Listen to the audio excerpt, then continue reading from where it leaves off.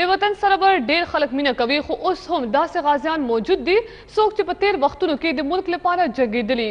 یو پکې د بټخیلې سره تعلق لرونکی پاکستان بابا هم دی څوک چې د 140 کالو باوجود هر کال 14 اګست په خشان مانځي او اوس هم د ملک لپاره هر رنګه قرباني ورکولو ته تیار دی.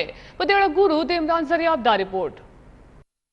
مینا یو داسې جذبه ده چې د وخت تیریدو سره نور هم تازه کیږي. احساس لرونکي انسان همیشه خپل مینا دنیا ته د ثابتولو هڅې کوي. د کومې ژوندۍ مثال چې باچا زرین المعروف پاکستان بابا دی څوک چې د 140 کالو باوجود د خپل خوږ وطن پاکستان سره په لوی کچ مینا لري. پاکستان بابا هغه غازی دی څوک چې په تیر وختونو کې د ملک لپاره جنګېدلی او د ملک د دفاع لپاره بې مثاله قربانۍ ورکړي. کله چې هم د اګست میاشت راشي نو پاکستان بابا د قومي جنډې نه جامې جوړې کړي او د خپل وجود ښایست یې کړي او د وطن سره د مینې یووالي او عام ولس ته د پاکستان د حاصلولو تاریخ بیانوي. کله نه چې 14 اګست شروع شي نو پاکستان بابا کپړې اچولي او سحر راځي او د پاکستان متعلق د خلکو سره خبرې اترې کوي او د پاکستان بیانوي. د 1965 جنګ کې کومې قربانۍ ورکړي دي د هغې متعلق پاکستان بابا خلکو ته خبرې ورکوي خبرداری ورکوي. بابا موږ له دا سبق راکو چې په دې ورځ باندې مونږه قربانۍ ورکړي دي د پاکستان د آزادېدو دپاره او د بابا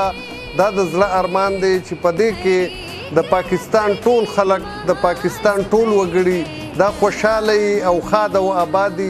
د پاکستان بابا وینا د کچري په وطن بد وخت راغی نو هغه به د پاک پو سره پوره ملاتړ کوي. زه به جنګېږم زه به اوس ښه جنګېږم به زما موټر منډه نه شم کولی تښتېدی نه شم د تیغ څخه مرم به خو موټر کې به مرم خو کوم به اوسه جګړه. پاکستان ته مشرانو ته سوال کوم چې موږ مسلمانان یو د ملک خدمت موږ له پکار دی چې د خپل وطن خدمت وکړو چې نه د خپل وطن رانو خپل وطن نه رانو د دې وطن خدمت پکار دی.